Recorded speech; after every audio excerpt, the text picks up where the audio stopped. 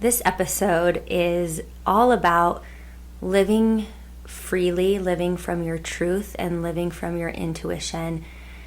And we talk about a lot of tools and aspects and ideas of ever-evolving learnings and ways of being, where you live from your authentic self and your truth, and how we can find ways that we're not doing that, and how we become aware of that, living from the outside in as opposed to the inside out. So how do you find that? How do you find that authentic truth and continue finding that as you evolve? Welcome to the Crystal Zinn Podcast. I believe our bodies are a living map of the entire universe. All the answers reside within. Remember, you are sovereign, whole, and infinitely valuable, and the best gift we can give to the world is our own healing.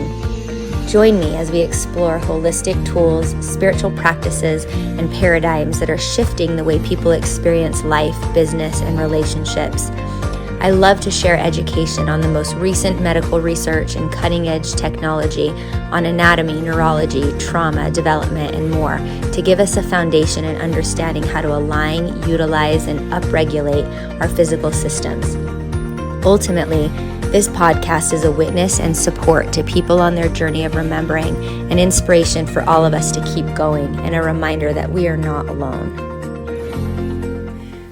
Welcome to the Crystal Zinn Podcast. Today I have a very special guest, Rachel Jones. Welcome. Hi. Thanks for coming.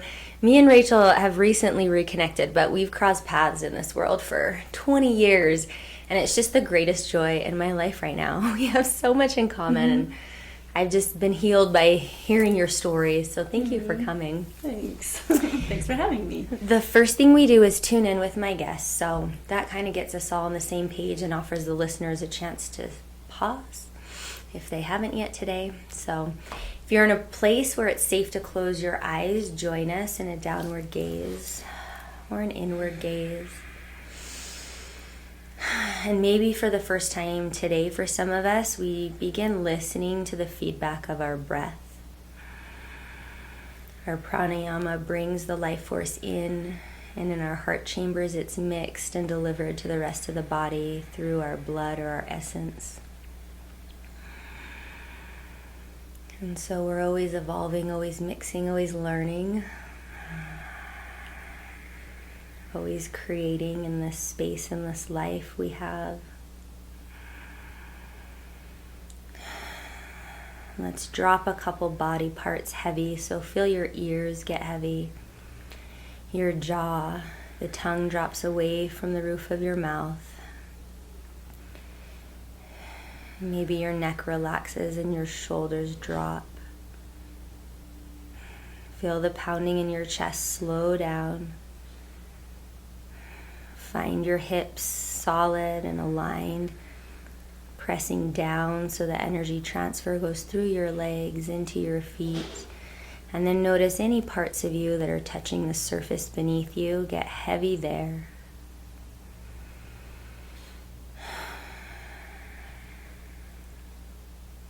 If you need more of this, you're always welcome to pause these podcasts. Take another couple minutes, and when you're ready to come back, hit play. And we will exit together. Deep breath in. Out maybe through your mouth. And come back. Thank you. Yeah, We're all ready now. We're ready. So today's podcast is mostly unscripted. We didn't do all the official things we normally do. And I think been hanging out with Rachel long enough to know this is going to be the best way. Don't give me the instructions. No instructions, please. Our theme is intuitive living, following our intuition, how we got there. So in spirit of that, technically there's no official titles that you want to be tied to. You want to be free of that. But I do want to share just some things I really admire about you, some places you've been so they kind of know where your experience lies. And what I just learned was that athlete track when you were younger, that was cool. But Rachel's a business owner, very successful, very big business right now. She also runs lots of healing practices, healing retreats. She's an intuitive healer. She was a yoga instructor, sound therapy, basically you name it, she does it and has been doing it for longer than I have. And so she really works well in that realm. That's kind of where I learned about you. You have a teepee, you run ceremonies, so many amazing things. You know a lot about herbs and natural, like nutrition and things like that, Ayurvedic practices. So is there anything you want to add to that, to add some color or texture, not giving yourself a title? Well, I have so many flavors that I don't usually stick to one thing, and so it's like I might be into something for, a little bit of time, then I'll switch over to something else. But I like to get certified with things so I can implement them in my life. I don't necessarily always go out and teach it like I'm a yoga teacher every day. That's when I'm like, yeah, I got certified, and like I don't know how many years ago when we first met. Yeah. And I taught, but I like to do events because I don't like to be tied to a schedule. Yeah. I'm in charge that's the honest answer right there. I just recently got certified to teach breath. It's called pyramid breath. Cool. And so it's a different type of like a lot of people are doing the what is it called? Holotropic or shamanic. Mm-hmm. Yeah. Holotropic breath, and mine is a little bit more free-flowing, shockingly. Wow. And it's a lot of like movement and a lot of just, you get a lot of like, you're moving your arms, you're getting a lot of like emotion out of your body that may be stuck inside.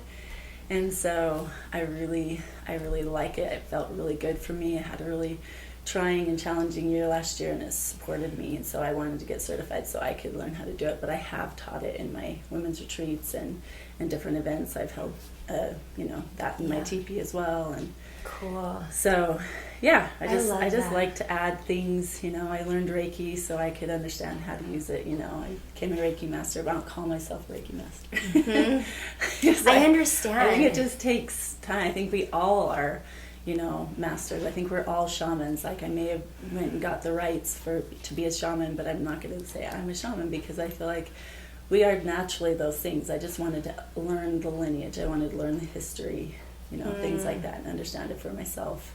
Because there's so much culture. I love to travel. I love to go different places and see how they do things, why they do things. That's just inspiring to me. And then I like to take like, ooh, I like that one.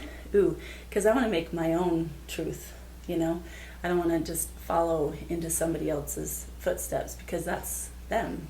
Like I'm not a regimen follower of people. And I tried to be early on. I was going to say, it makes so much sense because of your journey, how you've gotten to this place, and the people that this specific method speaks to might have a similar journey. So I was wondering if you tell us a little more about that, what I just started learning about today, about you actually. Like where did all these rules come from? Like why do you think that colored like the way you experience life?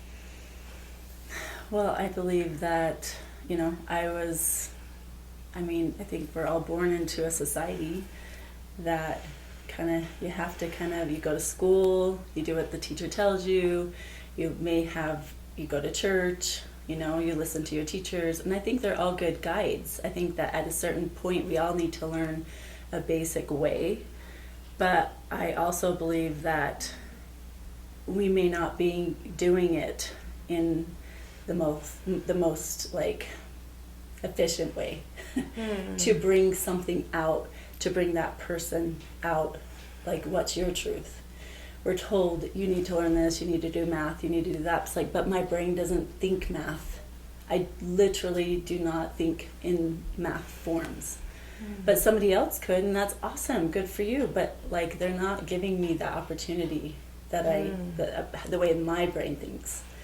And so I found that through a lot of trial and error, trying to do what everybody says. Like, I wanted to understand the scriptures so much, like what do I, you guys talk about this like way of living through, like following the way that Jesus Christ did, or how do you have a relationship with God? Like, I'm trying to figure out, like, you're telling me what he looks like, the way, all of the stuff, but it doesn't make sense in my brain. Like, I don't know how I'm supposed to, like, I want to understand the doctrines of the church. I really do. I have that desire, but something's not clicking for me. But I'm trying really hard. Like, I'm really trying, but my brain isn't necessarily wanting to do that. But I start noticing as I become an adult that I'm intuitively knowing things. I'm intuitively, like, doing things that work for me, don't look like anybody else. Yeah. It's just mine. But then if I try to compare it to the world, it's different. And people want to make fun of it or judge it or whatever. And so that's been my experience of, like, oh, I want to do yoga. Okay, like, I was pregnant with my first son. He's 25 now. This is 26 years ago. Like, nobody's doing yoga, But I was just like, I feel like this is a good thing. I had a friend who was teaching me. It was Kundalini, and I just thought it was super weird. I was like, what are you doing? They're, like, flipping their head and their bodies. And I was like, what am I? But there's something inside of me that says, like, this is something you need to do, but it's not a part of my religion. Like, is that against my religion? Should I not do it? Yeah. So those are questions in my head, and, like, oh, should I wear a tank top? Should I not wear a tank top? Like, yeah. But they say not to wear a tank top because, like, that would be immoral, and then I'd have to take off my garments because I used to be LDS, and, that whole thing. And so it was just like, rules were set in front of me. Yeah. And so I'm not saying they're wrong, but it's a good guideline for people who need that and who want that, right? So I just kept on going with the yoga path, and, like, the people would be like, oh, you're doing yoga, and they'd be like, oh, and, like, make fun of me. And it's just like, yoga is just a part of our language now, But it was like, are you doing the wrong thing? Like, are you following this? Like, yeah. I don't know, but I'm following this thing inside of me that, like, tells me to do this. And I don't know what it is because nobody has told me, like, listen to your intuition. I didn't hear that word. That's what I was going to say. Nobody speaks about that either. So we're given this rule and this framework that just kind of has one myopic, like, way of thinking, and it's not even spoken like, hey, there's other ways, we're just teaching you this one way. That's not even said either. And I wonder how being an athlete played into that too, because once you expand it a little bit more on, especially in gymnastics in particular, I think that reinforces that same paradigm where you're presented one way of doing things with negative consequences. Well, I came into her house today, and her daughter had these little beams, and she gets on her little bars and does these things, and I was like, I know that life. Like, she's doing these flips around the bar, and I was like, yeah, that's how I was raised. And like, I wanted to do it. My parents were making me do it. They were like, you need to be active, so you need to. It's like, somehow I don't even remember how we got introduced to it, but me and my friend Carrie, we decided to start doing it together, and we were in 5th grade, and I just loved it, and I became to the point where I started to compete like your daughter, and it's kind of the path of gymnastics. It's just what, like, you get in, and it's like you lock into their There's one way schedule. To do it. There's one way. They do this, they have judges, you go to competitions, you do this routine, it can be, your own flavor, what your coach gives you, right? And so I did that till right before my 9th grade year. And I just, like, followed, and I did, and they were very strict, and I loved it because I didn't have to think. I just went to gymnastics, and I had fun, and I love to do things, like, with people. I love to be around people. I love to have fun. I love to move my body. I'm very body aware, and I just loved it. Made me feel good 3 or 4 hours after school every single day when you're that age and wanting to go. It's dedication. It's dedication.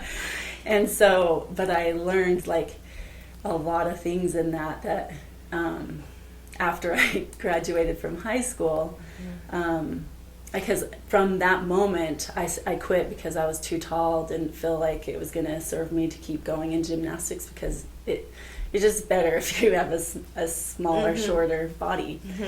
And so I just decided I just got right into soccer. And then, and then I was like, oh, and basketball. So I had a season every, like track, cross country. Like I did something every single season, my whole high school life. And I find myself graduated from high school, and I'm sitting there, it's summer, and I'm like, I remember literally sitting downstairs in my basement. I was like, okay, like I don't have a coach. What am I going to do? Like, I'm so trained to be active that I literally don't know even what to do. Like, well, how do you work out without somebody telling you what to do?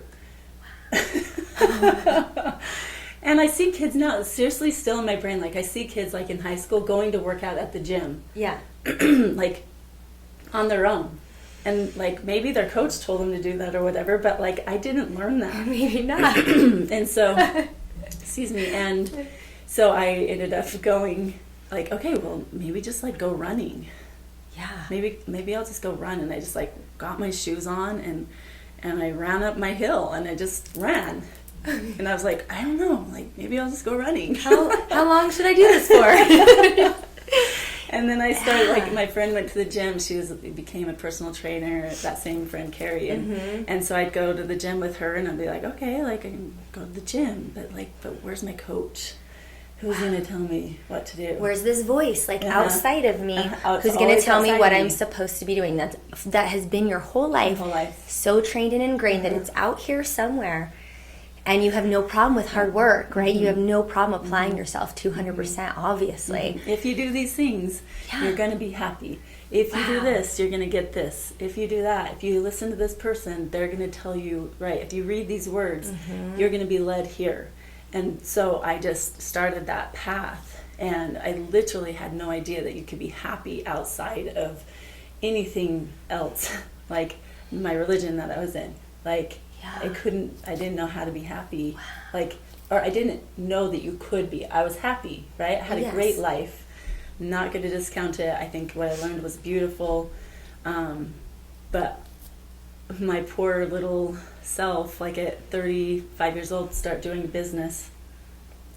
Actually, it's a little bit like 32, I think, is when I started doing my business. And I literally went to a place and started to teach them.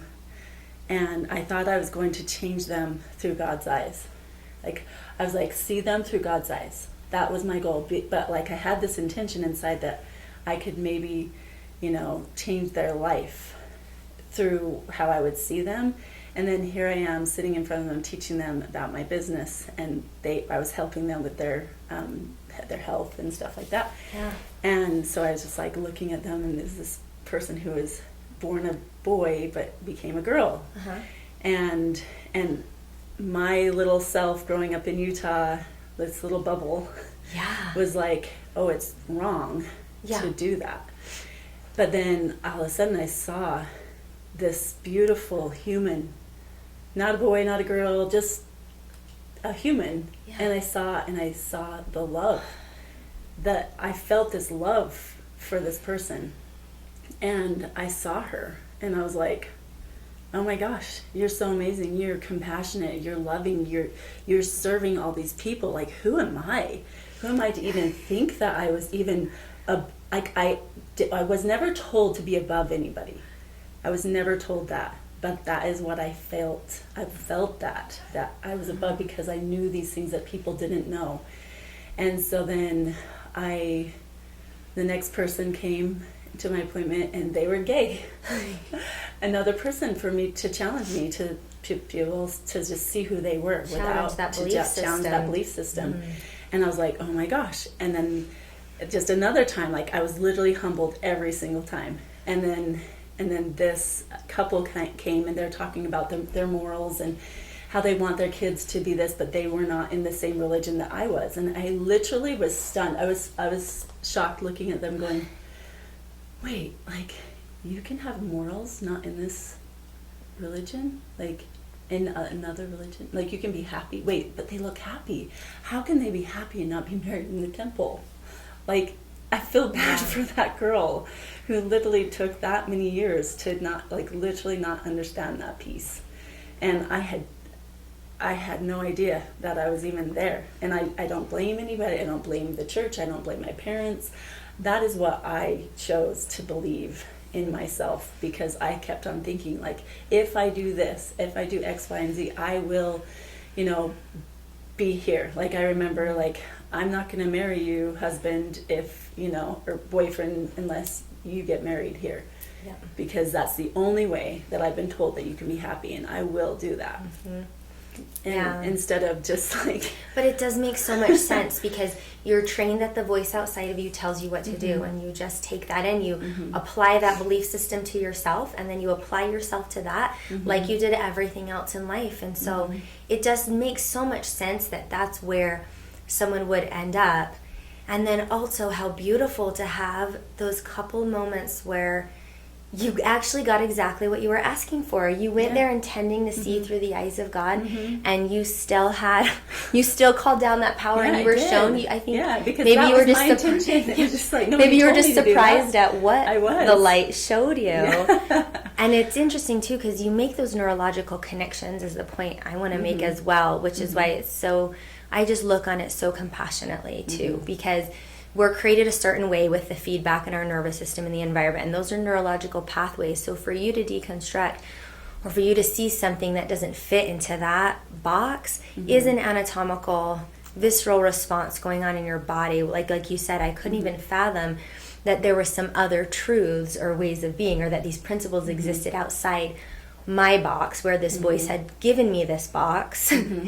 And so when you start to see that, it actually challenges like the neurology, like it challenges the pathways. And so you do have to pause, you do have to regulate your nervous system, you have to learn, or you have to unlearn is a better way of saying it anatomically. And that's what all the trauma researchers say, and all the things we practice say, is you actually have to break those connections, unlearn. And then in the space you can see more truth. But I just love how you're talking about it, because it's so beautiful, it's so honest, it's so authentic. And I think that's what gives like the weight and the relatability, because even if people don't have such an extreme story, we're all doing this in some places. I'm doing it all over the place when I'm blind to it, right? And sometimes it is an extreme belief, and sometimes it's a smaller belief, but they're still there kind of holding us hostage. And I think, like when we talked about the theme of this episode, you were just gifted some of these experiences to be like, whoa, but how do you keep finding those places to rewrite those stories now? Like, what are the practices, I wonder? And I guess I had a prior question. Was that the first time when you were 18 that you realized you had an inner voice? And was that the first time at 32? I don't think 18 was the first time. I don't even know if I knew that I had an inner voice at that time. I just was like, well, I guess I got to do it myself. Like, you just noticed I have to move this body, so nobody's going to tell me, so I guess I got to do it. So I just kind of did it through, just almost like I forced myself to do it, but I didn't want to. And I started playing soccer again in like a AAA league and stuff like that. And so I kept doing soccer a little bit outside of high school, and I was going to play for UVU. One of those things, actually, that was a really imperative point in my life, or poignant. I was going to college because that's what everybody does, and I should do that. And I was going to be a walk-on on the UVCC, which is UVSC. UVSC. Oh, is it UVSC now? No, it's UVU now. UVU. Okay, it was UVSC when I was doing it. Okay. Yeah. So, Utah Valley College. Wait, no, sorry. Utah Valley State College. Yeah. University. Utah Valley University. That's what it is. Okay, like, what is it? We did it. So I literally was like, okay, I want to become a physical therapist because I've been an athlete my whole life. I want to do that. I want to help athletes. I want to go work with the Jazz and do all that stuff. Wow. And I walked up the stairs to go pay my money, and I'm going to play soccer with them. I'm so excited. And I got up to the top of the stairs, and I just had this feeling inside, like, you're not ready. You don't want to do math. You're going to have to do math for 4 years.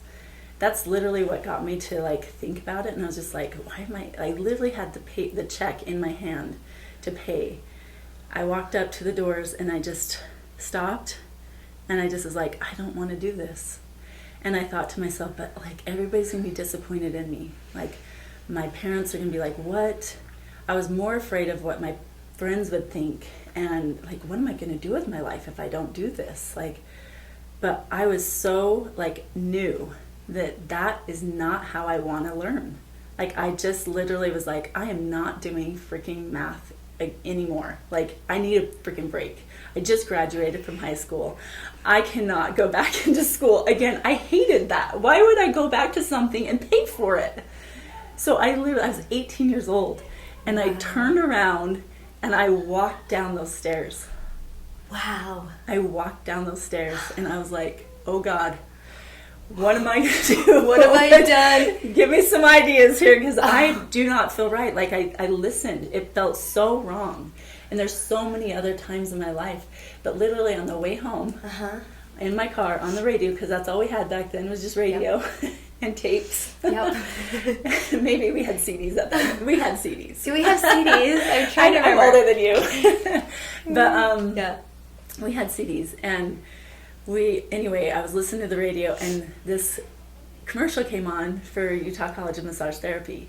And they were talking about how you can be a massage therapist for all these sports teams and the jazz, and you can go on cruises and you can do all this stuff. And I was like, wait a second. So like I can still work with the body. I can still maybe go work for, some athletes and stuff. Maybe I was wanting to go work on guys' bodies. I don't know at that time. Probably. Maybe that's what I don't hate it. I wouldn't hate that if they made me do it. So then I literally went home. I told my parents what I was doing. I got a job to pay for that. Went to school that January. I went to work that January. I started in Utah College of Massage Therapy. Wow. Yep, for a year. Wow, way to go, inner voice, to come online right at the important moment. Mm-hmm. Yeah. Wow. So I have a lot of those, and so that was one of them. It was when I was 18. Another time was when I had gotten married. I felt really strongly about having my babies at home, but it didn't just come naturally. Like I saw somebody. I was actually doing massage on somebody, and it was at a business. And I was rubbing his back and he's telling me about how his wife had a baby a couple days ago. And I was like, oh, that's so cool. I had been married for 3 months at the time. And I was like, that's really cool. And then he's like telling me how great it was that you could like be home and you can just like relax and you didn't have to go anywhere. And I was like, oh, that would be really cool. I did not want to have a baby at home. I was scheduled to go be the coach for my high school team. Yeah. And that fall. Okay. And I was going to start coaching them and literally I didn't have any plans to be a mom. Okay. But I had a really strong feeling to get the number for this midwife. Really strong. So I listened to that intuition and I made sure like I'm going to get that number from him before I leave because I had other people I was doing at the business, the massage. And I was like hunting him down. And literally the next week, I found out I was pregnant. I was literally pregnant while I was giving him the massage. And I felt like I should do that. And so I told my husband, he's like, oh my gosh, what are you doing? I'm like, I don't know, but I just feel really strongly like that wouldn't have happened. So I have a lot of things like that. I really look at like when things are placed in my lap, I feel into that and I like, does that feel right for me? So I went to that midwife, and I felt what that would felt like inside. It's a feeling that I have. That's how I know I'm using my intuition. Yeah, can you describe the contrast between that and then like the gymnastics coach type feeling? Like, yeah, I just was not conscious. I just kind of was robot, like do it with this because that's just what you're told. It like literally turns that part off. It turned that part on me. I'm going to keep that because I'm sure other people can hear it and see it differently. Yeah. But for me at that time, like on those occasions, like I don't fall for the typical thing. I have to like really like acknowledge that in myself, because like I went to a doctor to make sure like my husband felt like, okay, well, I'm going to look at other options too. Okay. Right. So I went to a doctor and I literally felt that feeling of like, I'm going into hell. Like, not that it is for anybody, it's right for people, but for me, it didn't feel right. It was so wrong. I was like, I can't do this. And they, you know, basically, and there's a lot of things that can tell you because they create fear, right? So I had this loving feeling with this lady who was going to be my midwife, and it felt safe and it felt good and warm, right? When I went to the doctor, he was telling me about how people die when they have their babies at home, and how this, and you shouldn't do that, and like telling me what I shouldn't do. And I'm like, whoa, like, what are you doing? Like, this is my life. This is my baby. I get to decide what is best for me. And I know between me and God, we are good. Like, nobody can tell me anything outside of what I know, and it will not break it. Yeah. And that's what I felt. And every time everybody would be like, oh my gosh, you're having your baby at home. It's your first one. What are you going to do? Nobody does that. You're crazy. Yeah. And I just like checked in. Yeah. This is what I'm doing. Yeah. Thank you for your fear. It's okay. You can keep your fear. Like, that's yours. It's not mine. And if I take their fear, then what's going to happen to me? I'm gonna snowball. I was going to say, that's such a powerful, interesting point, because it takes a lot of practice, I think, and a lot of self-awareness to figure out those boundaries, because there's a lot of places where it's hard to discern if this is truly my fear and my anxiety and something I'm worried about, or if someone has presented that and I've chosen into it. And maybe, in fact, the truth is, whenever you feel that, you've always chosen into something other than your center, right? So whether it was as obvious as the doctor giving it to you and you being like, this is yours, I think a lot of times when we feel that, we do need to ask, why did I accept that, and where is this coming from? But like I said, so much credit at that point, because you weren't 20 years down the road and all these things, but you still had the wisdom and enough body knowledge to say, I can feel the contrast and I can tap back into my vertical line here and still know, because that is a big endeavor. I mean, I don't think any woman, including you, would say that was just so easy and fearless. No, but the bravery to stay. I fought with it, because if I listen to outside influences and I let their stories like come into mine, and I started to believe that it would be mine, then I would spiral. But I knew how to stop it.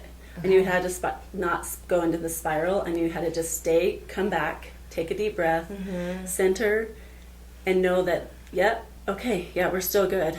You know, I checked in all the time, and I did the stuff. I took care of my body. I started working at a health food store. I started learning about nutrition. I started learning about, natural, birthing with books. There's no internet back then. There was books. Okay, guys. Teachers. Like, sorry, you guys have it so much easier if you're doing it home birth now. Like, you have like podcasts and everybody's experiences, and probably like, more midwives and stuff, more doulas, more people, more so beautiful people. More. I'm actually like, we should. That's incredible. You found her and had her too, because I feel like there weren't a lot of them back then. No, she'd been doing it for like 25 years. Her track record was like, had 2 babies die out of like 2,500. I don't know if there's a doctor that can give you that, Wow. And I'm not trying to knock. It's just, if they're going to tell me, I'm going to give you my statistics. And for me, it was the right thing for me. And everybody would have an opinion about my life and how I did. I'm like, I am not giving you an opinion about how you should live. If you want to go to the hospital, go. I think it's beautiful the way you're doing it. Way to go. Yeah. I'm sure it's going to be a beautiful birth, because it's what you need to do. It's not necessarily what I need to do. And so, like, I had one of my sisters, like, ready to dial 911 in my house. And I did not love that energy of, like, guys, like, you don't have to trust me, but I trust me. And that's what is the most important. I trust me, and I know that I'm working with my intuition, my connection with God. And so that whole time that, like, when I had the baby, like, it was beautiful. It was a beautiful experience. I had 2 more at home after that. That's so beautiful. What an incredible exemplary experience of that too, that shows those, that contrast, I guess, between the inner intuition, and it's bringing up in me, like, I can see plainly a lot of places where I've not completely, kind of let some things take me down and not being that strong in that, and also appreciate sometimes where I really did follow that in spite and all by myself, and I'm so grateful I had. And I think we just kind of get to play in that field. So I did have that question prematurely, but I do have it now, is like mostly about the practices you could maybe share with us, or the ones you feel in your heart that keep you in that space. And I know maybe the dancing will come up now or later in that, but you're welcome to whenever you want. I know, because you shared that with me. You guys, Rachel's here right around my birthday, but on her birthday, we had reconnected right before her birthday, and I got to be with her actually the morning of her birthday, and she gave me a beautiful gift. And it was part of that as well, which was just, it was so needed and timely for me at that time, where I had come off of a lot of big transition and changes, and that was a beautiful tool. It added on to some things I knew and added a lot of things I hadn't, that just brought me back into everything you're talking about. And I've probably, just so you know, used it at least 3 or 4 times a week since. Oh my gosh. I have several playlists made up for it. And it was probably the best gift of my birthday. Or this year. Yeah, this year. I love that. I'm so glad. Thank you. And you were such a gift that morning, just coming and bringing me a little juice and helping me through stuff and listening. And I know the snowstorm was crazy. Thank you. Yeah, it was beautiful. But what are some of those things? Because we're going to continue to navigate it, I think. So, okay. I had to go completely rogue of not living true. So Live True became my theme for my life. Okay. And there was a lot of things that I had to actually hit into to find that I wasn't being true to myself. And be like, what the heck? I've got to, that doesn't work. Okay, that doesn't work. And so it's just me navigating, okay, where's this? Where's that? Okay, go over here. Oh, geez, that took me down this whole path, which is my path. Yeah. And it may piss a lot of people off. It may not, people may not like it or whatever, but it's my path. And everybody has theirs. And so I had to go down these routes to basically find my authenticity. And to do things I was so worried about what people thought. I did this CrossFit, and I was following paleo, and I was doing this, I was doing the CrossFit thing and doing what they told me to do and all this, and everybody's like, oh, Rachel eats this, because when I started having my babies, I went vegan and raw, and I was following these regimented things, I'm going to do this, I'm going to do that, because I've got to be perfect, because from my gymnastics career, it taught me that it's perfection, 10, level 10, you gotta, you're standing on the podium, you get a 10, and so it's competition with yourself, it's the competition with other women, and so I was unraveling that my whole life, and so I was doing things that made me feel safe in that perfection bubble, I guess. And so eventually I just everybody's if they saw me eating a cookie, or they saw me trying a piece of chicken or whatever, I was allowing people to control me about what what they saw me do, and what I thought about myself and what they thought about me. It mattered to me. And wow. And so I remember going to CrossFit and literally breaking. There was this breaking moment, I cannot do anybody else's regimen anymore. I cannot eat the way somebody is telling me. It's vegan. Oh wait, I'm vegetarian with this, and I eat fish and this and this. It's I just got to the point, I am not following another dang somebody's philosophy. I am going to do my own. And what do? Oh, I do Rachel diet. Did you like throw a barbell? Yes, I walk out the door. I'm so sick of this. I'm so sick of doing your stuff that you're telling me to do. I can't do it anymore. And I literally just I just went rogue, and I was like, I'm done. I'm done following anything else anymore. And I'm going to just eat what I want when I want. If I want a cookie, I'm going to freaking eat a cookie. Good. Oh my goodness. Who? And it was me. It was me creating that. It wasn't anybody else. It was me giving my power to other people. And that's what I think is the biggest thing, is when we're giving our power to somebody else and doing something that doesn't feel authentic to us. Mm-hmm. And so I decided to just stop. And I was just like, I'm not doing anything. I'm not going to work out because I don't want to. Okay. I'm not going to eat whatever somebody says because it says it's good for me or not good for me. I'm just going to eat whatever I want when it feels right. Okay, well, so then I just started this what feels right? Do I want to eat a piece of chicken today? Okay, yeah. For some people that'd be so weird, but I didn't eat meat for a long time. Wow. And I controlled myself through that.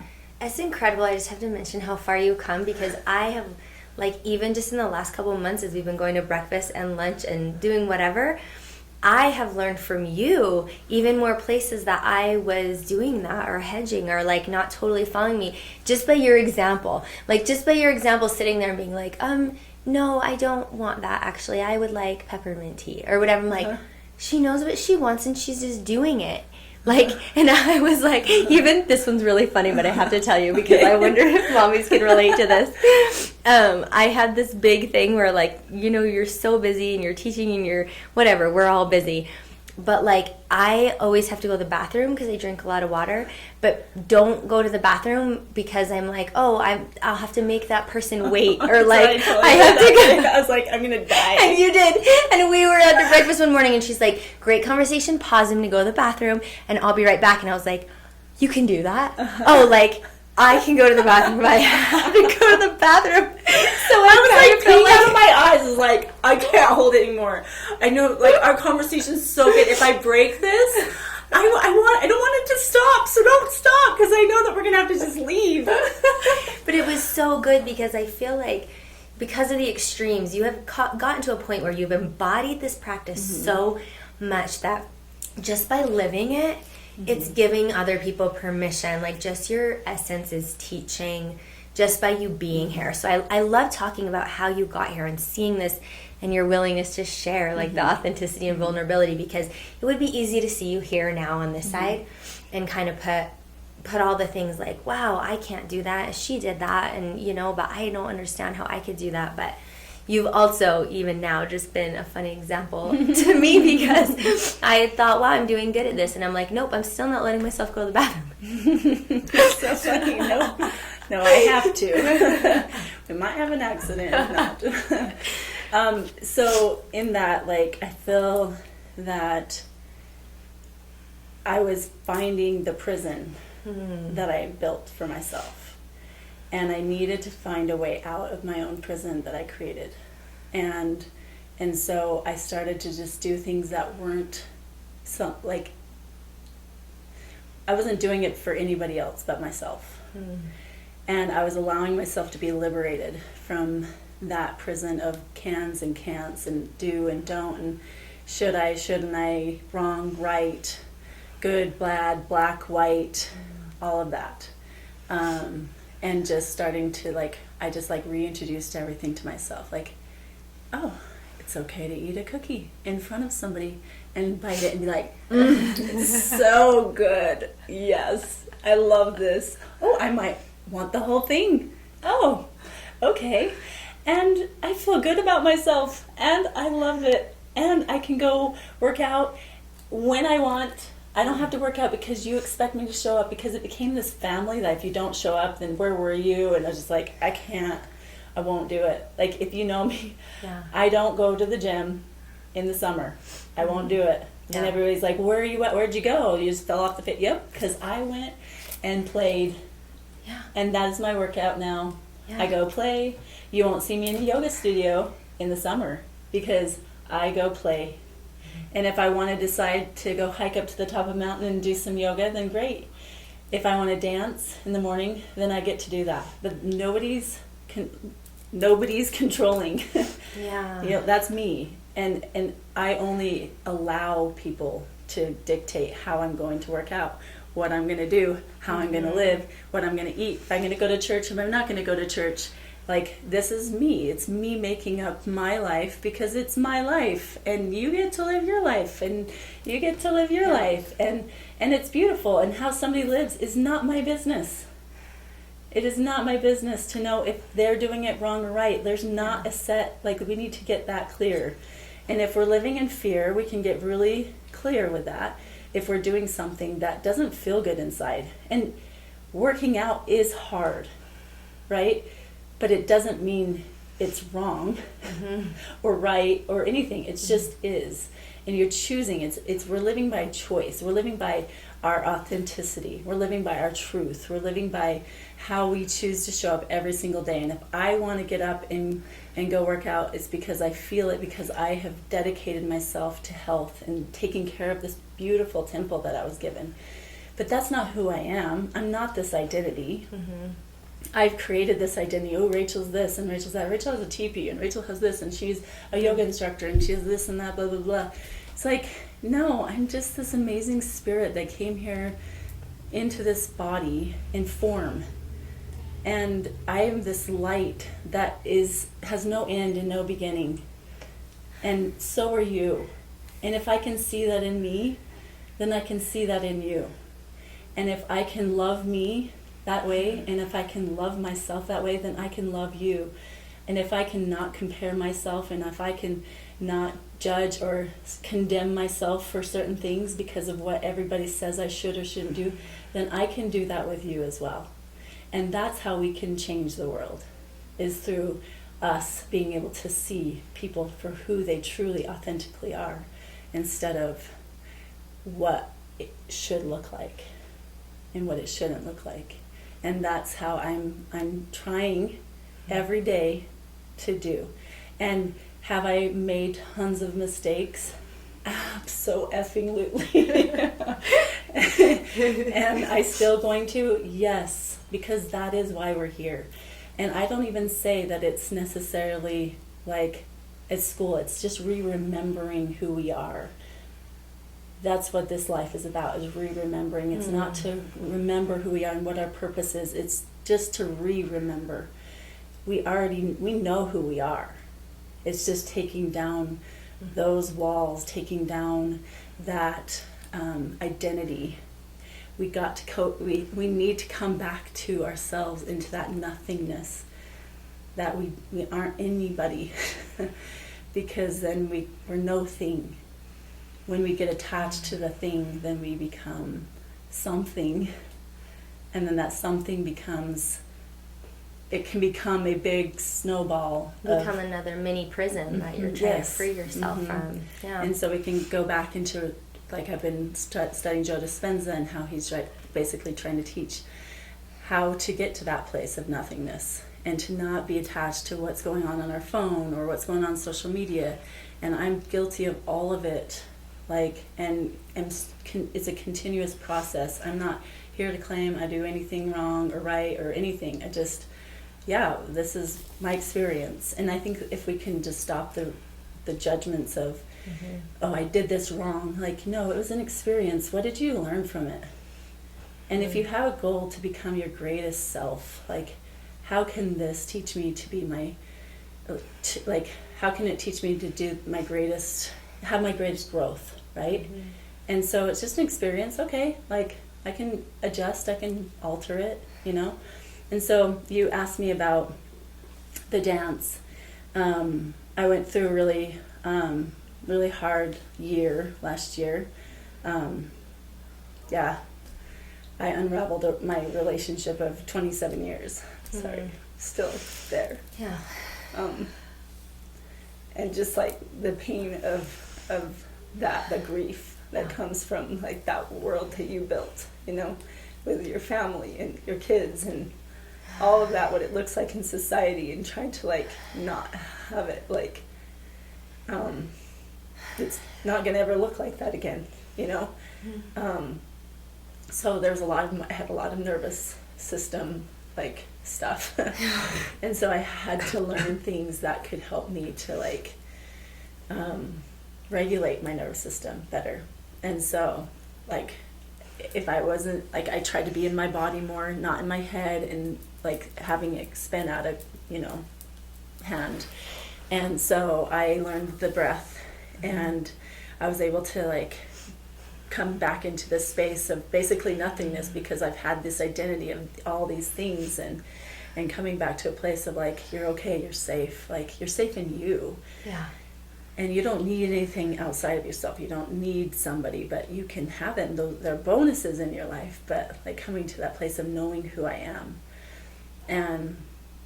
And so I also found a dance called Ishtara, and I had a beautiful woman, Deanne.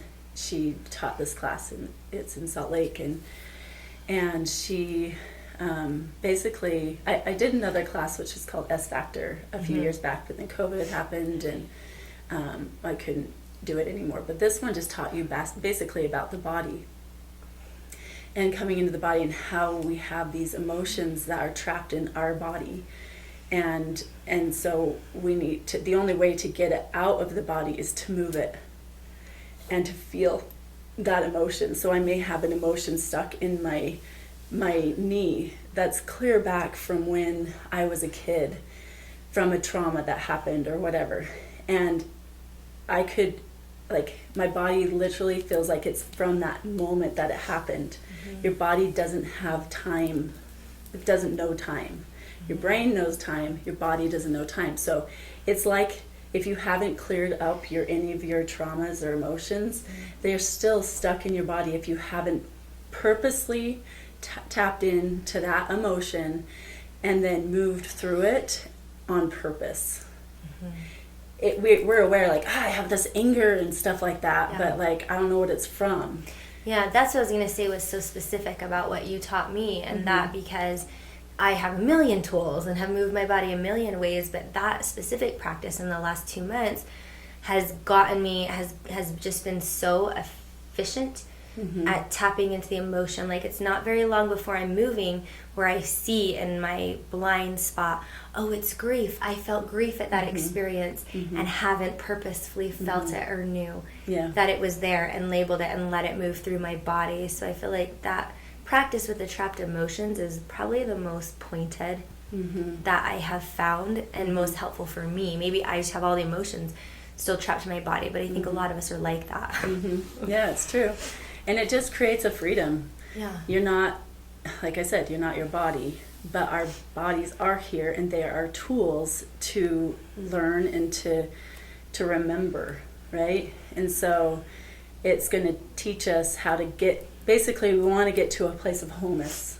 We're all born whole, all of that stuff, but like through life and experiences and stuff, we just start to have lack, and we start to have wounds and traumas and all these things, and then you're just like, that's all you're focused on, and you can't think and you can't do stuff. And so basically at some point in your life, if you haven't yet, you're going to get to a point where those things are going to start hitting hard, because it cannot be in your body anymore. Like, it's not going to let you. And some people won't awake to that, and it's okay. And they may use drugs, they may do things to avoid food, or their body will degenerate. A lot of illness will come out because it's not coming out of their body. So the more that we move our body, the more that we are aware of what's going on and move into it in free flow. It's more of a dance that's like you're breathing and you're feeling and you're listening, and you're not like bump, bump, bump, bump, and you're just like, it's like unconscious. It's fun, Well, it's like the words you say, like, it's not like the pretty pick me, like, it's like, it's not like visceral, I'm like getting my booty, like, those are fun, like, dance like that too. That kind of dance is super healing. But this one is like very conscious, very pointed on clearing that specific trauma and feeling where, I'm using the words she, because this is her right here, and I'm feeling what is that emotion I'm feeling, where is the emotion? She's going to tell you, And so you're learning to listen to her and you're learning to feel her. And I mean, I also do that with my eating as well. Like, what does she want to eat? Like, what does she feel today? You know, it's more of just like she has needs. Like, she wants to be fed and taken care of, and you know, like, how do I want to like do my nightly routine? Like, what should I do for my skin? What should I do for my hair? How should I eat? Like, those are things that I get to ask myself instead of like somebody outside myself. Yeah, I can learn if I want to go learn more about it because I don't know about that subject. I can go learn. There's education everywhere right now. And so I'm going to go in and be like, okay, so which ones do I like best? I like this one. I'm going to do the squash. I'm going to do this, you know, whatever. I'm going to do the sauna. I'm going to do a cold plunge. Not just because everybody's doing it, because I'm going to, well, does it feel good to me? Does cold plunge feel good to me? Yeah, it hurts like heck, but there's something inside of me that tells me that I should do this. But I shouldn't do it this long because I almost fainted that time, so I probably shouldn't go that long. Okay, I need to, like, this is what my body needs. You might love it, and it may be so good for you. And keep doing it the way you're doing it. That's awesome. But those are just some of the things that you gotta ask. I love that you got to that because it is the Aquarian age. So we are bombarded with so much information. I was reading this philosophical paper the other day, as one does when they're laying in bed and can't sleep. And they were talking about 2 different major philosophies. I might tag it in the show notes. And one was afraid that the information would be locked away from us and we wouldn't be able to get it, and to that would be our perishment or detriment. But the other was arguing that it'll be an overload of information, so people don't care anymore. They don't actually, the one was afraid all the books would get burned. The other was afraid we'd have so many books, no one would want to read one. And I think that is what we're moving into in the Aquarian age. And so these practices, like, I just can't stress it enough. It's just going to keep coming at that pace and continue to exponentially grow. And so these are the practices of humanity and embodiment and grounding and somatic, so that you can navigate in that type of space. Otherwise you will just get swept down the river. So that's why it's so important. And I'm just so grateful that I have the gift of you. That's what I said at the beginning. I said, welcome. I have a gift, but I meant guest. But it is, Rachel is a gift. I will receive that. And so I kind of feel complete with that circle and just feel so grateful for everything you shared. I feel like there's so much in there. We could even listen to this podcast over again because there's so many like things if it's helping you. Listen to Rachel on these ideas. I want to know if there's anything else you feel complete, like you want to say to feel complete, and then how people could like find you and see what you're up to when you feel intuitively led to offer things. I think the biggest thing is just taking time to feel, just taking time to feel and check in. Like if the government's telling you to do something, that they think is right for their agenda, for them to have more power, gain whatever, like just read between the lines, think about him. Know what your truth is. Know how you need to lead your life for your family. And know that, like, in the end, God will prevail. And trust that, like, not letting fear come in. Love will prevail. Love will prevail. So God is love, right? So just know that it's all around us. And to just have faith that you are doing your life the way that you need to do it and feel best about. So just keep trusting yourself. Keep asking, how can I experience more freedom? How can I experience more of my truth and my authenticity? How can I be more in my body? And ask, just keep asking those questions and trust that, you don't need a mentor or a guru or anybody outside of you to tell you really what you need. It's just the practice every day to go in and ask what feels best. And I was given a gift really early on to just know, but at that time I didn't know what I was doing. I just was like, I feel that's good, and I just did it. Right? But now I'm starting to be like, oh, this is who I am. Oh my goodness, like she was there the whole time. And I didn't give her credit. And I'm an amazing person, and so is every single person here.